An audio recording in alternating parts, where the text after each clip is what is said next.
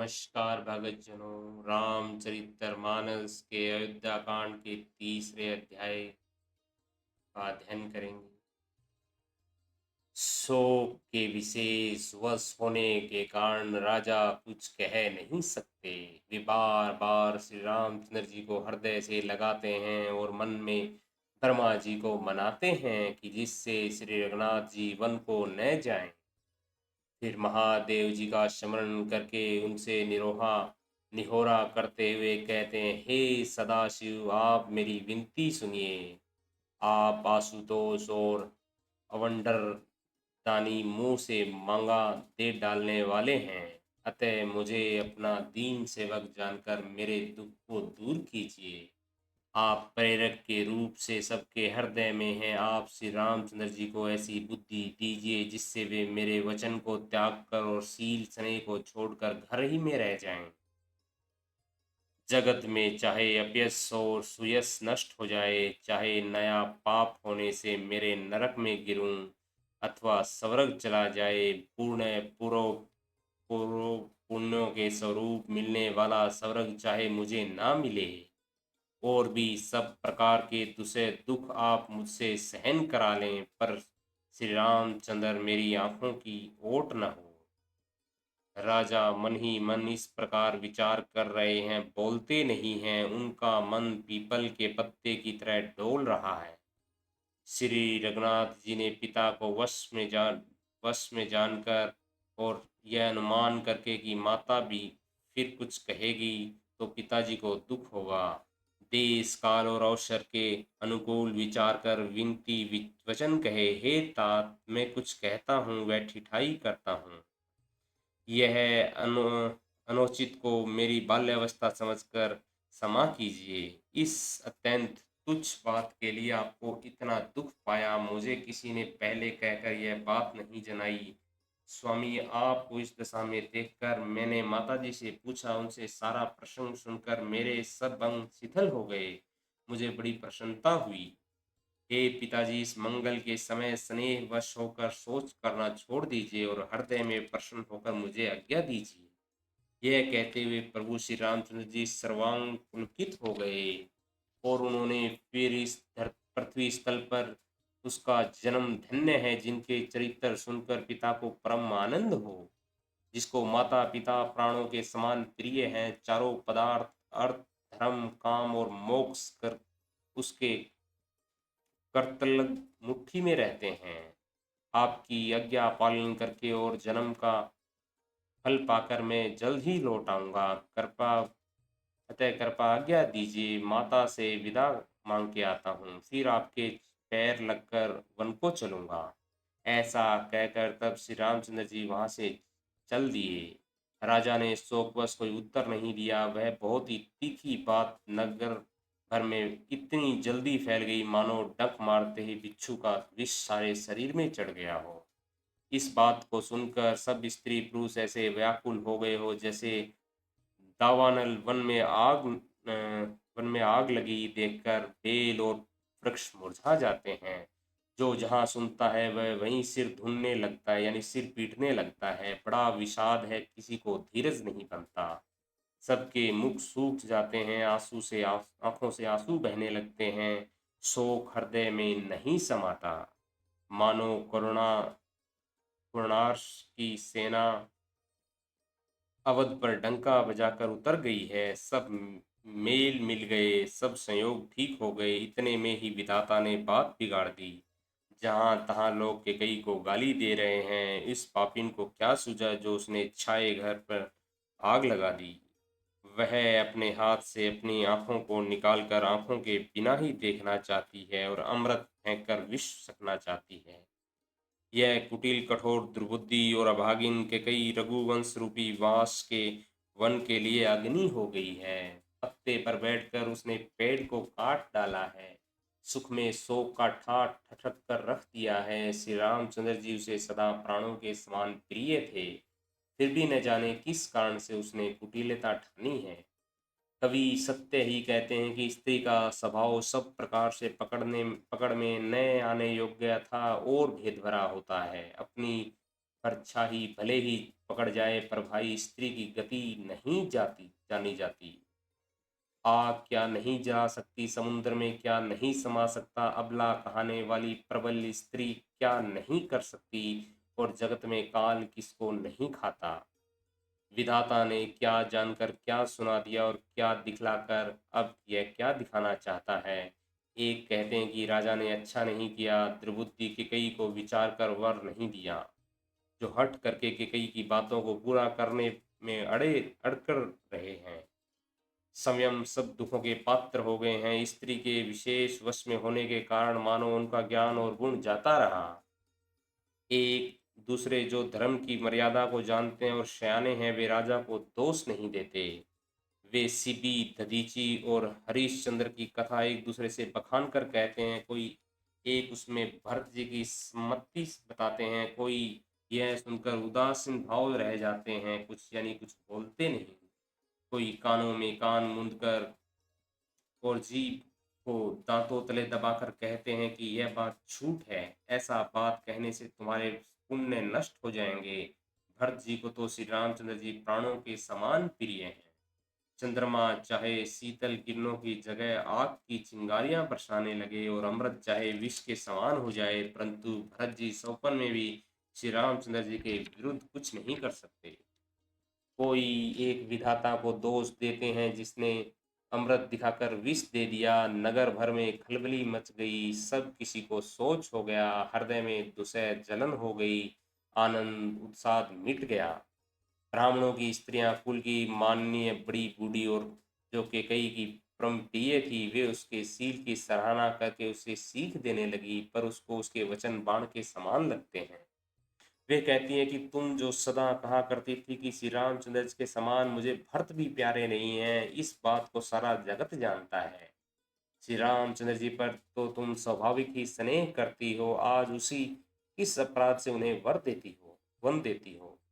तुमने बड़ी सोतियाड़ा नहीं किया, कभी सोतियाडा नहीं किया। सारा देश तुम्हारे प्रेम और विश्वास को जानता है। अब कौशल्या ने तुम्हारा कौन सा बिगाड़ कर दिया जिसके कारण तुमने सारे नगर पर वज्र गिरा दिया।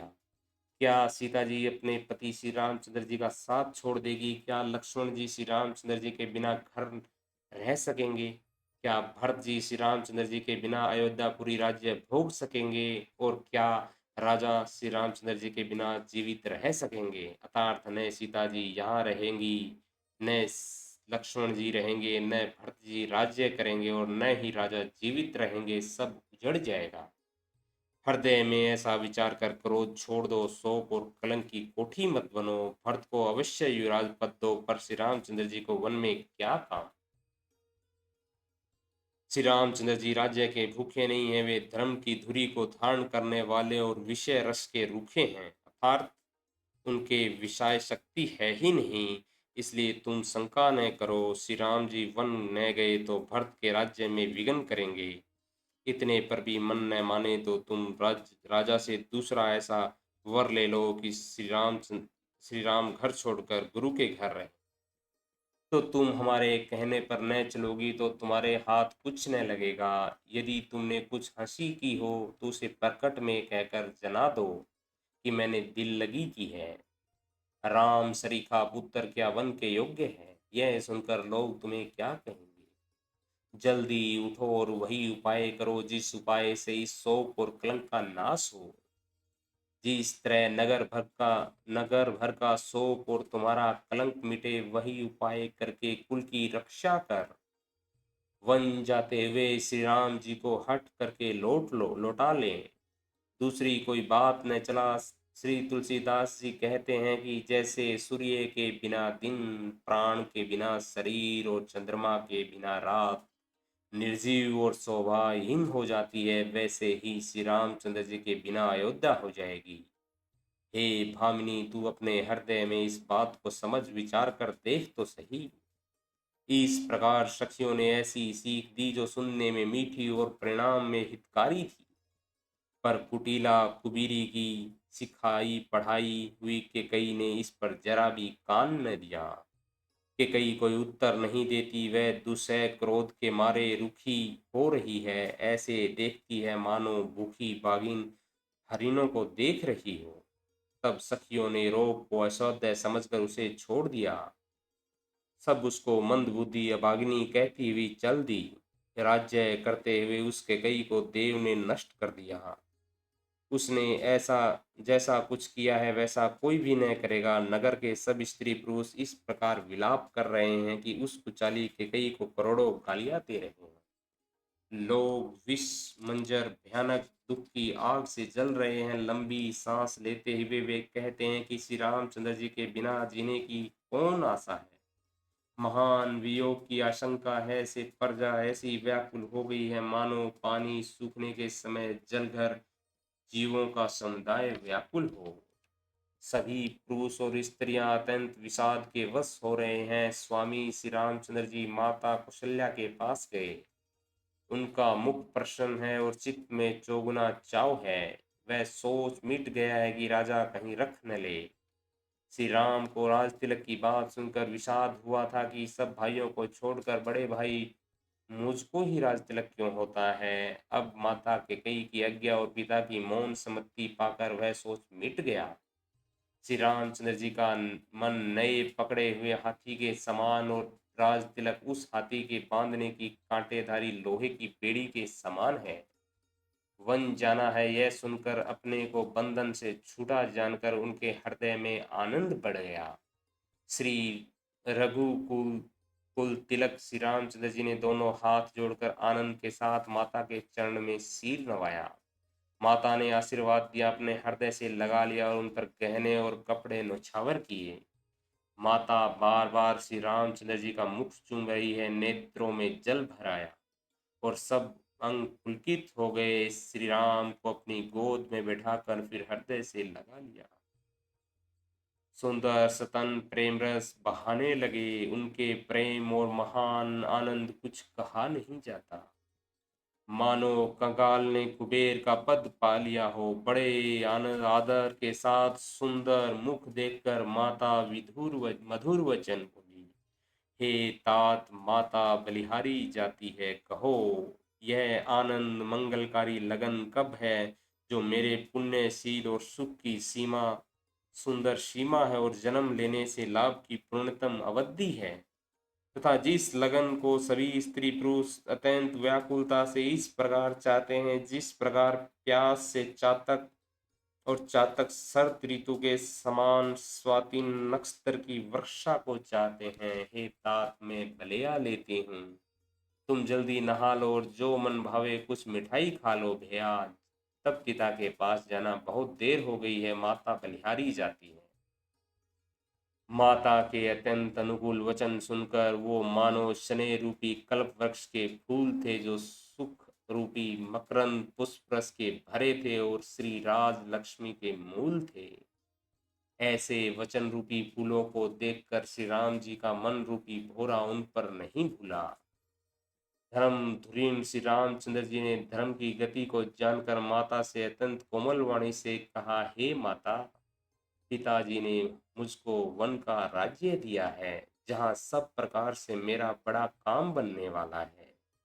हे माता, तू प्रसन्न मन से मुझे आज्ञा दे जिससे मेरी वन यात्रा में अत्यंत मंगल हो। मेरे स्नेहवश भूलकर भी डरना नहीं। हे माता, तेरी कृपा से आनंद ही होगा।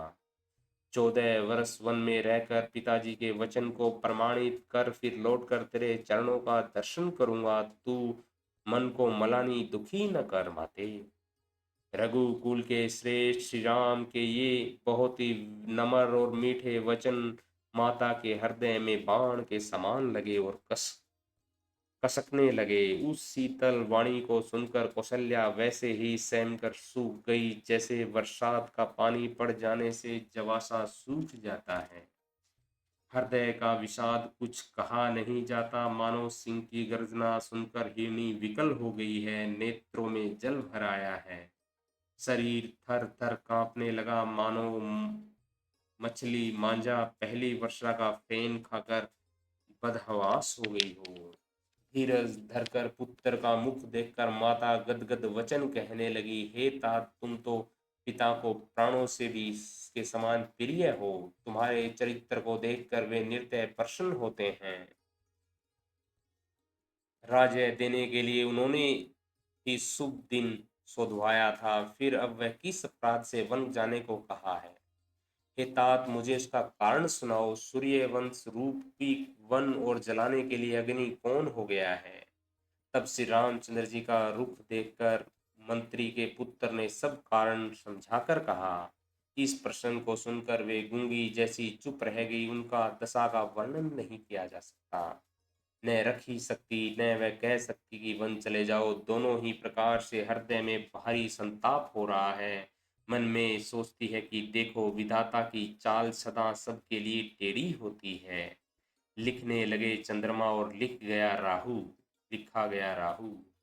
धर्म और स्नेह दोनों ने कौशल्या जी की बुद्धि को घेर लिया। उनकी दशा सांप छछूंदर की सी हो गई। वे सोचने लगी, यदि मैं अनुरोध हट करके पुत्र को रख लेती हूँ तो धर्म जाता है और भाइयों में विरोध होता है, और यदि मैं वन जाने को कहती हूँ तो बड़ी हानि होती है।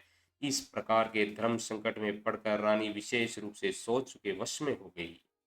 फिर बुद्धिमती कौशल्या जी स्त्री धर्म पति वर्त धर्म और समझकर राम और भरत दोनों पुत्रों को समान जानकर सरल स्वभाव वाली श्री रामचंद्र जी की माता बड़े धीरज धरकर वचन बोली। हे तात, मैं बलिहारी जाती हूँ, तुमने अच्छा किया।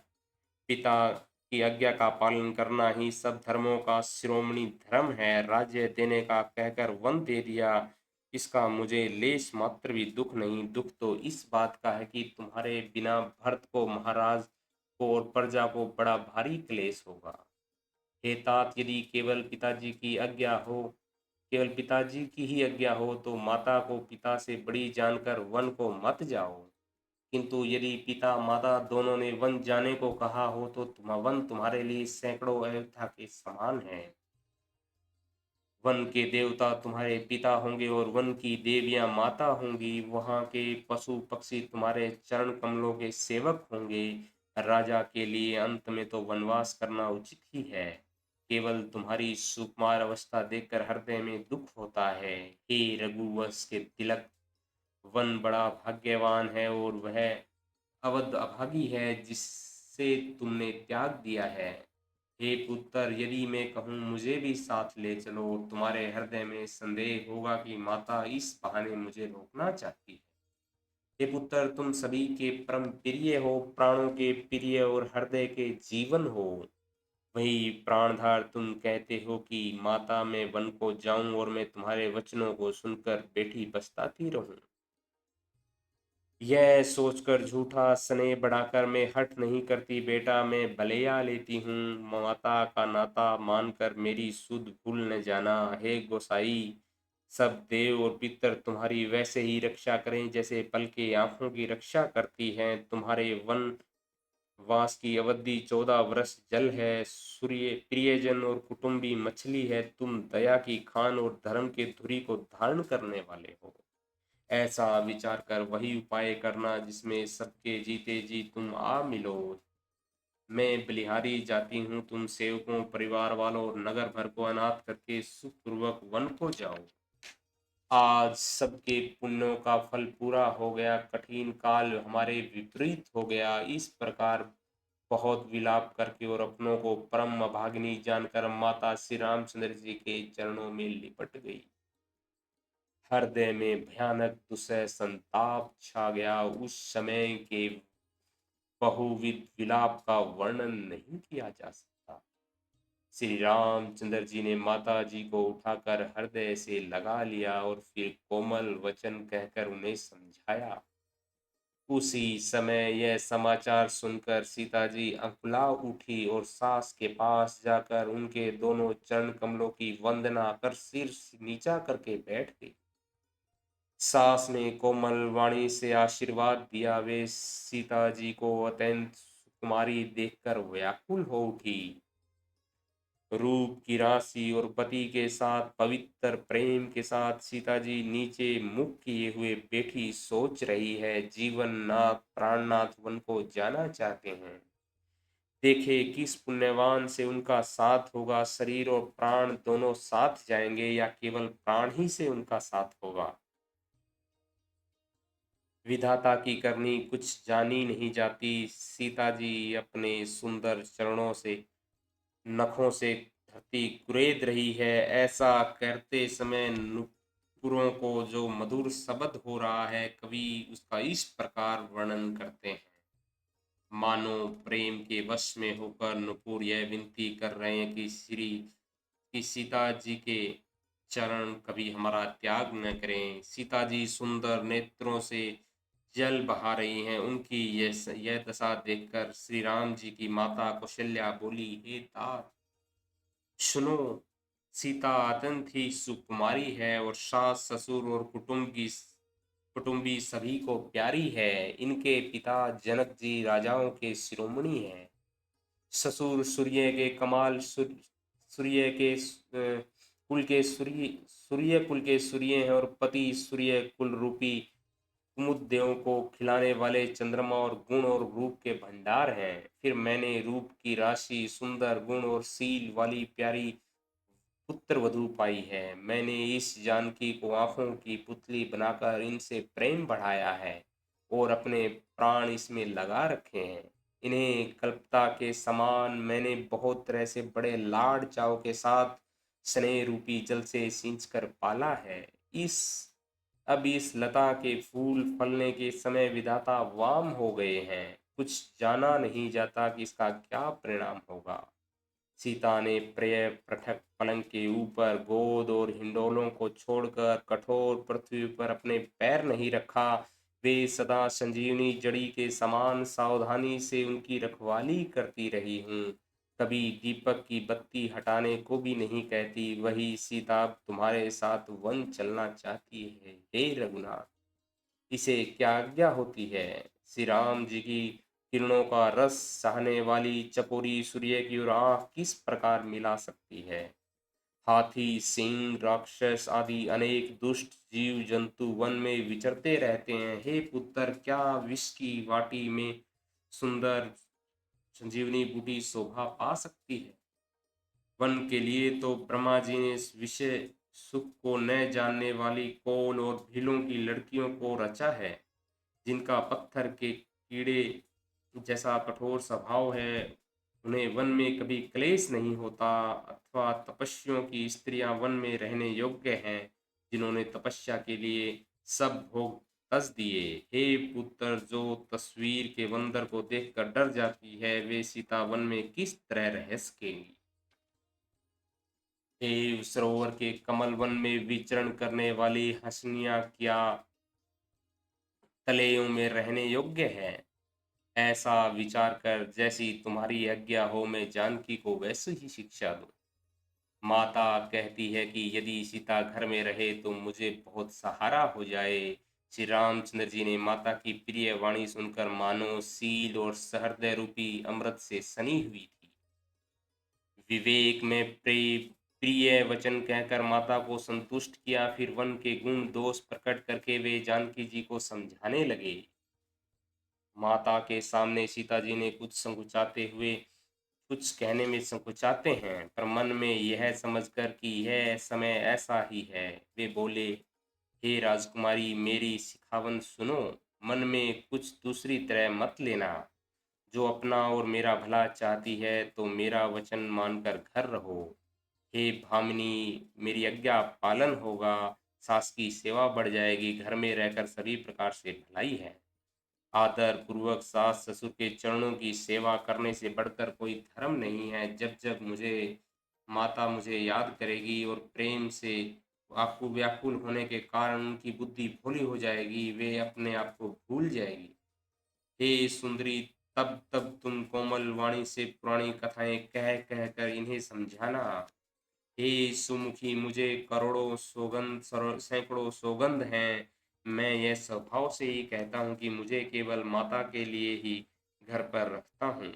मेरी आज्ञा मानकर घर पर रहने से गुरु और वेद से द्वारा सम्मत धर्म के आचरण का फल तुम्हें बिना ही क्लेश के मिल जाएगा। किंतु हठ के वश होकर कुलाउ मुनि और राजा नहुष आदि सबने संकट ही सहे हैं। हे सुमुखी, हे सयानी, सुनो, मैं भी पिता के वचनों को सत्य करके शीघ्र ही लौटूंगा। दिन जाते देर नहीं लगती। हे सुंदरी, हमारी सीख सुनो।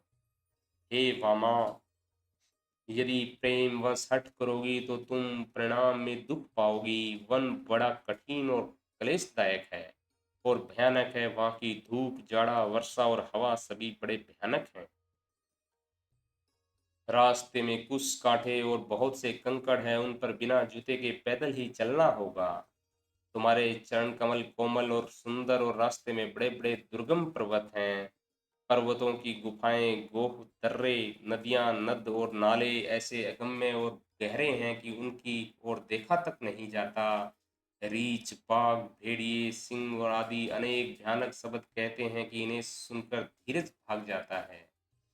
जमीन पर सोना, पेड़ों की छाल के वस्त्र पहनना और कंद मूल फल का भोजन करना होगा। और वे भी सदा, सब दिन मिलेंगे। सब कुछ अपने अपने समय के अनुकूल ही मिलेगा। मनुष्य को खाने वाले निशाचर राक्षस फिरते रहते हैं। वे करोड़ों प्रकार के कपट रूप धारण कर लेते हैं। पहाड़ का पानी बहुत ही लगता है। वन की विपत्ति बखानी नहीं जा सकती। वन में भीषण सर्प, भयानक पक्षी और स्त्री पुरुषों को चुराने वाले राक्षसों के झुंड रहते हैं। वन की भयंकरता याद आने मात्र से धीर पुरुष भी डर जाते हैं। फिर वे मृगलोचनी, तुम तो स्वभाव से ही डरपोक हो। हे हंस गमनी, तुम वन के योग्य नहीं हो। तुम्हारे वन जाने की बात सुनकर लोग मुझे अपयश देंगे, बुरा कहेंगे। मान सरोवर के पवित्र अपवित्र के समान जल से पाली हुई हंसनी कहीं खारे समुद्र में जी भी सकती है। नवीन नाम के वन में विहार करने वाली कोयल क्या करील के जंगल में शोभा पाती है। हे चंद्रमुखी, हृदय में ऐसा विचार कर तुम घर पर ही रहो। वन में बड़ा कष्ट है। स्वाभाविक ही हित चाहने वाले गुरु और स्वामी की सीख को जो सिर चढ़ाकर नहीं मानता, वह हृदय में भरपेट पछताता है और उनकी हित की हानि अवश्य होती है। प्रियतम के कोमल और मनोहर वचन सुनकर सीता जी के सुंदर नेत्र जल से भर गए। श्री राम जी की यह शीतल सीख उसको कैसे जलाने वाली हुई, जैसे चकवी को शरद ऋतु की चांदनी रात होती है। जानकी जी से कुछ उत्तर देते नहीं बनता। वे यह सोचकर व्याकुल हो उठती है कि मेरे पवित्र और प्रेमी स्वामी मुझे छोड़कर जाना चाहते हैं। नेत्रों के जल को जबरदस्ती रोककर वे पृथ्वी की कन्या सीता जी धर हृदय में धीरज धरकर श्वास के पैर लगाकर हाथ जोड़कर कहने लगी, हे देवी, मेरी इस बड़ी भारी ठिठाई को क्षमा कीजिए। मुझे प्राणपति ने वही शिक्षा दी है जिससे मेरा परम हित हो, परंतु मैंने मन में समझकर देख लिया कि पति के वियोग में के समान जगत में कोई दुख नहीं है। हे प्राणनाथ, हे दया के धाम, हे सुंदर, हे सुखों को देने वाले, हे सुजान, हे रघुकुल रूपी मधु के खिलाने वाले चंद्रमा, आपके बिना स्वर्ग मेरे लिए नरक के समान है। माता, पिता, बहन, प्यारा भाई, प्यारा परिवार, मित्रों का समुदाय, सास ससुर, गुरु, स्वजन, सहायक और सुंदर, सुशील और सुख देने वाला पुत्र, हे नाथ, यहाँ तक स्नेह और नाते हैं। पति के बिना स्त्री को सभी सूर्य से भी बढ़कर तपाने वाले हैं। शरीर, धन, घर, पृथ्वी, नगर और राज्य, पति के बिना स्त्री के लिए सब शोक का समाज है। भोग रोग के समान है, गहने भार रूप हैं, और संसार यम यातना नरक की पीड़ा के समान है। हे प्राणनाथ, आपके बिना जगत में मुझे कहीं कुछ भी सुखदाई नहीं है। जैसे बिना जीव के देह और बिना जल के नदी, वैसा ही हे नाथ बिना पुरुष के स्त्री है। हे नाथ, आपके साथ रहकर आपका शरद पूर्णिमा के निर्मल चंद्रमा के समान मुख देखने से मुझे समस्त सुख प्राप्त होंगे। हे नाथ, आपके साथ पशु और पक्षी ही मेरे कुटुंब की होंगे। वही वन ही नगर और वृक्षों की छाल ही निर्मल वस्त्र होंगे, और पर्ण कुटी पत्तों की बड़ी झोंपियां बनी झोंपड़ियां ही स्वर्ग के समान सुखों की मूल होगी। उदार हृदय के वन देवी और वन देवता ही सास ससुर के समान मेरी सार संभाल करेंगे।